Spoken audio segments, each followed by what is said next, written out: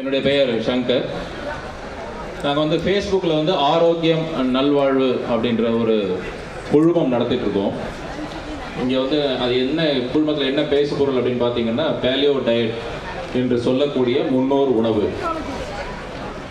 முழுக்க தமிழில் தான் இந்த குழு இயங்குகிறது.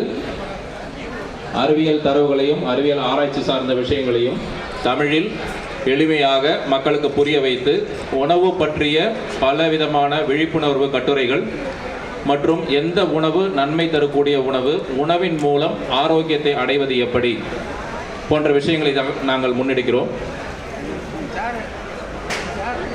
இந்த குழுமத்தில் நாங்கள் பேசக்கூடிய இந்த பேலியோ டயட் என்று சொல்லக்கூடிய இந்த உணவு முறை மூலம் டைப் 2 டயபெட்டிக் முழுவதுமாக மாத்திரைகள் இன்றி உணவு மூலமாகவே கட்டுப்படுத்தக்கூடிய ஆயிரக்கணக்கான மக்கள் எங்கள் குழுவில் இருக்கிறார்கள். எங்கள் குழுமத்தில் இருக்கும் மெம்பர்களின் அளவு சற்றேறக்குறைய 1,90,000 பேர். உலகம் முழுவதும் இருக்கக்கூடிய தமிழர்கள் எங்கள் குழுவில் உறுப்பினர்களாக இருக்கிறார்கள். இதில் நாங்கள் முன்னெடுக்கும் இந்த உணவு முறையில் எந்த விதமான விற்பனைக்குரிய பொருட்களும் இல்லை. இது முழுக்க முழுக்க இலவசமான ஒரு சேவையாக நாங்கள் செய்து கொண்டிருக்கிறோம். உங்களுடைய சமையல் அறையிலிருந்து உங்கள் கைகளால் நீங்களே சமைத்து உணவு மூலம் வரக்கூடிய பல பிரச்சனைகளை நீங்களே தீர்த்து கொண்டு அதற்குரிய பலன்களை உங்கள் கைகளாலேயே பெறக்கூடிய வழிமுறைகளை மட்டுமே நாங்கள் அங்கே பேசுகிறோம். அதை மட்டுமே நாங்கள் எங்களுக்கு தெரிந்த விஷயங்களாக கற்றுத்தருகிறோம்.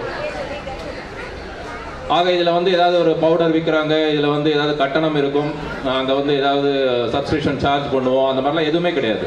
முழுக்க முழுக்க இது ஒரு இலவச சேவை. சரி, நாங்கள் பேசக்கூடிய இந்த பேலியோ டயட் என்ன அப்படின்றத பற்றி ஒரு சின்ன விளக்கம் உங்களுக்கு நான் சொல்லிடுறேன். மனித இனம் குரங்கிலிருந்து தோன்றி சுமார் 2 மில்லியன் ஆண்டுகள் ஆகிறது. 20 லட்சம் வருடங்களுக்கு முன்பாக மனித இனம் தோன்றியது. அவங்க தோன்றி ஏதோ ஒரு உணவை உண்ட அந்த ஒரு காரணத்தினால்தான் அந்த இனம் அழியாமல் பாதுகாக்கப்பட்டு இன்றைக்கு நான் இங்கே பேசிக் கொண்டிருக்கிறேன், நீங்கள் உட்கார்ந்து கேட்டுக்கொண்டிருக்கிறீர்கள்.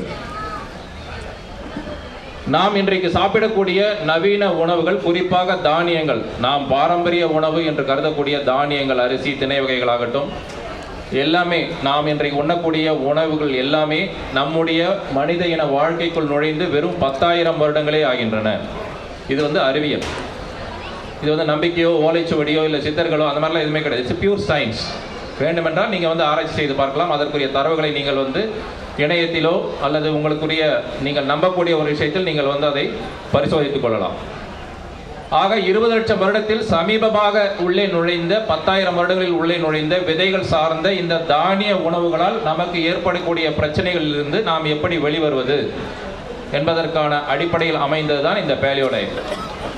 மனிதர்கள் குகைகளில் வாழ்ந்த காலகட்டத்தை பேலியோலித்திக் பீரியட் என்று அழைக்கிறார்கள்.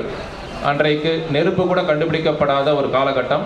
மொழி கிடையாது, பேச்சு கிடையாது, எதுவுமே இல்லை. அவனுக்கு கிடைத்ததெல்லாம் என்ன உணவு, எதை உண்டு அவன் உயிர் வாழ்ந்தான் அப்படின்னு சொல்லிட்டு பார்த்தோம் அப்படின்னா, மிருக இறைச்சி, சில வகையான கிழங்குகள், அன்றைக்கு கிடைத்த சீசனல் பழங்கள்.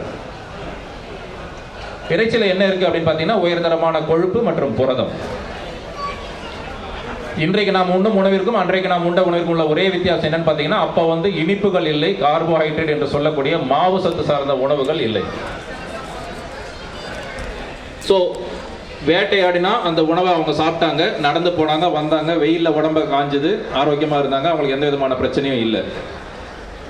இது வந்து ரொம்ப சிம்பிளாக உங்களுக்கு தெரிஞ்சாலும் இன்றைக்கு இருக்கக்கூடிய நவீன காலகட்ட வாழ்க்கை முறையை நீங்கள் அது கூட நீங்கள் வந்து ஒப்பிட்டு பார்த்தீங்கன்னா தான் அதனோட சிரமம் என்ன அப்படிங்கிறது உங்களுக்கு தெரியும். போன வருடம் இதே நாளில் கிட்டத்தட்ட இந்த மாதிரி நேரத்தில் இதே சென்னையில் குடிக்க தண்ணிக்காக ஹெலிகாப்டர் பார்த்து கொண்டிருந்தோம் நாம்.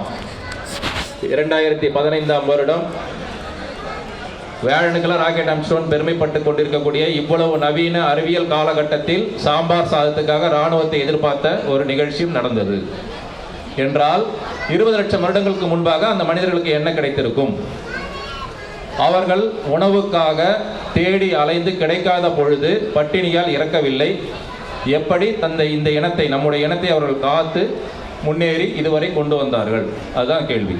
அப்போ மாவுச்சத்து சார்ந்த உணவுகள் இல்லாமல் கொழுப்பு சத்து சார்ந்த உணவுகளாலேயே அவர்களால் திடமான ஆரோக்கியத்தையும் நீண்ட ஆயுளையும் நோய் இல்லாத ஒரு சமுதாயத்தையும் அவர்களால் முன்னெடுக்க முடிந்தது. உதாரணத்துக்கு நீங்கள் பார்க்கணுன்னா ஒரு ஆப்பிரிக்கன் ட்ரைபல் அவங்கள போய் பாருங்கள், ஆதிவாசிகள் அவங்கள போய் பார்த்தீங்கன்னா எல்லாருமே வந்து 6 அடி 7 அடி ஹைட்டில் ஒரே மாதிரி இருப்பாங்க. அவங்க வந்து யாரும் சிலர் வந்து குண்டாக இருக்க மாட்டாங்க, குள்ளமாக இருக்க மாட்டாங்க, ஹைட்டாக இருக்க மாட்டாங்க, ஒல்லியாக இருக்க, எல்லாம் ஒரே மாதிரி இருப்பாங்க. எல்லாருக்குமே 6 பேக் இருக்கும். அவங்க யாரும் ஜிம்முக்கு போகிறதில்ல, ப்ரோட்டீன் ஷேக் சாப்பிட்றதில்ல, பயங்கரமான கார்டியோ ஒர்க் அவுட்லாம் எதுவுமே பண்ணுறதில்ல. இருந்தாலும் அவருடைய உடல்நிலை பார்த்தீங்கன்னா ரொம்ப ஆரோக்கியமாகவும் இருக்கும். ரொம்ப சிம்பிளாக நீங்கள் பார்க்கணும்னா நம்ம ஊர்லேயே தொழிலாளர்கள் இப்போ லாரியிலேருந்து மூட்டை இறக்குறவங்களாம் நீங்கள் போய் பாருங்கள், அவங்க உடம்பெல்லாம் பார்த்தீங்கன்னா அந்த 6 பேக் அப்படின்னு நம்ம ரொம்ப கனவு காணக்கூடிய ஒரு விஷயம் சர்வ சாதாரணமாக அவர் உடலில் இருக்கும். எப்படி இருக்கிறதுனா அந்த உழைப்பு, உடல் உழைப்பு.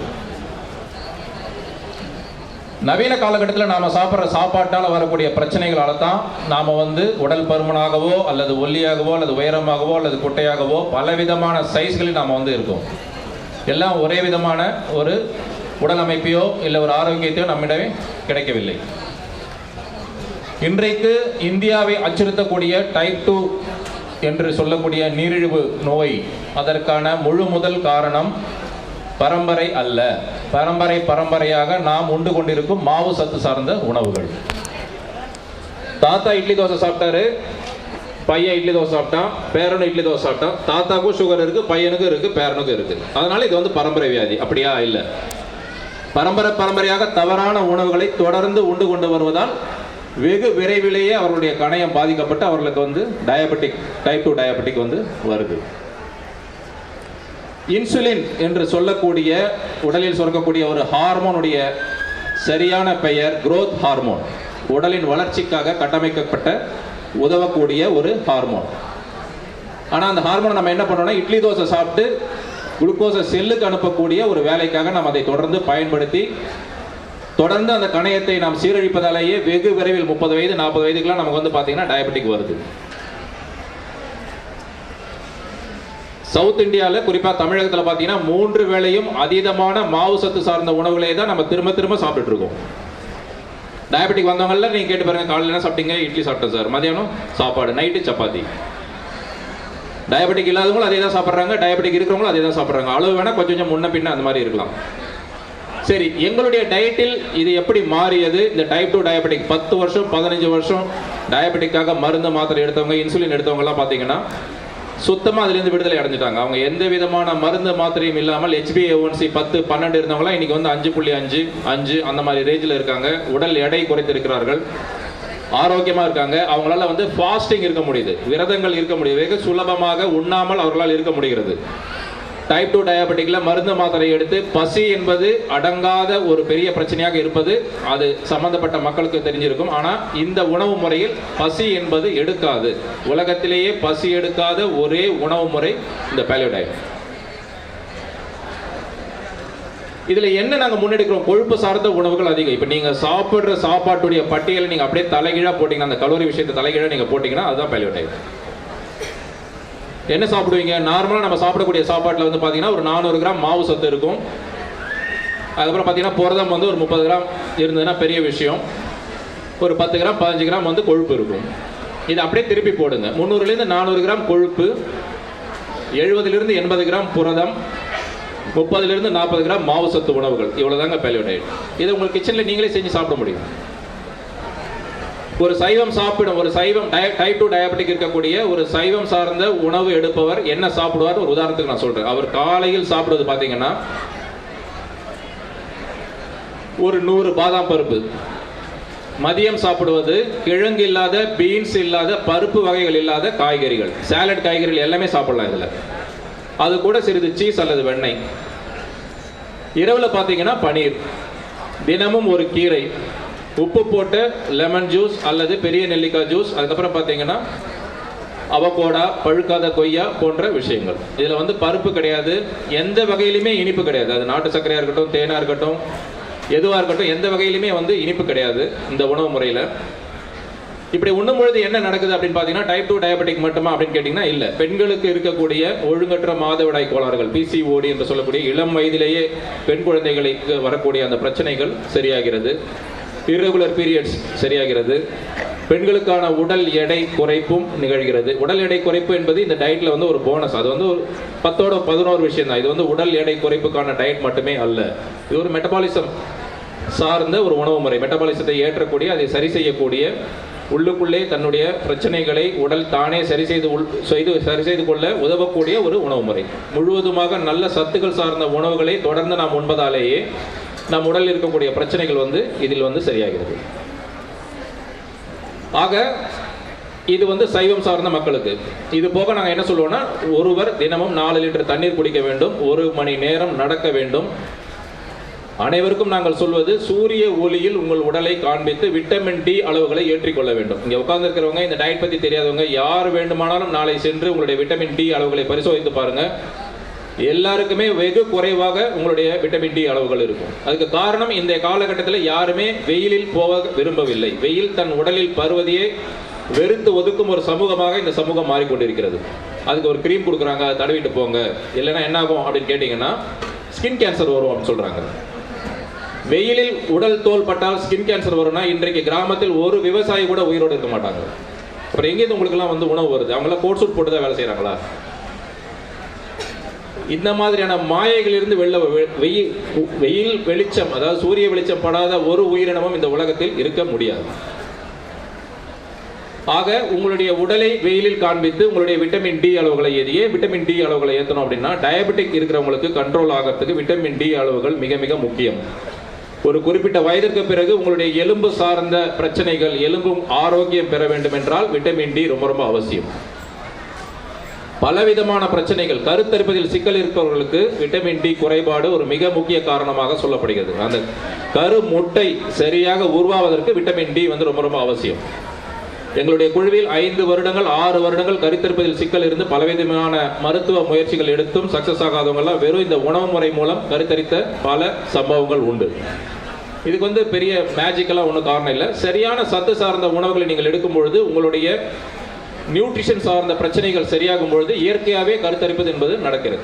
இது தவிர்த்து வேற ஏதாவது உடல் ரீதியான கோளாறுகளோ மரபணு ரீதியான கோளாறுகளோ இருந்தால் மட்டும்தான் அது உங்களுக்கு பிரச்சனையாகும், அல்லது அதுக்கு மருத்துவ உதவியை நாட வேண்டுமே தவிர, உணவு சார்ந்து நீங்கள் உங்களுடைய உடலில் குறைபாடுகள் இருந்தால், நியூட்ரிஷன் பேஸ் குறைபாடுகள், ஊட்டச்சத்து குறைபாடுகள் இருந்தால், அதன் காரணமாக நிகழக்கூடிய அனைத்து விதமான பிரச்சனைகள் அல்லது வியாதிகள் இந்த உணவு முறை மூலம் கண்டிப்பாக தீரும். இதற்கான பல தரவுகள் எங்களுடைய குழுமத்தில் உள்ளது.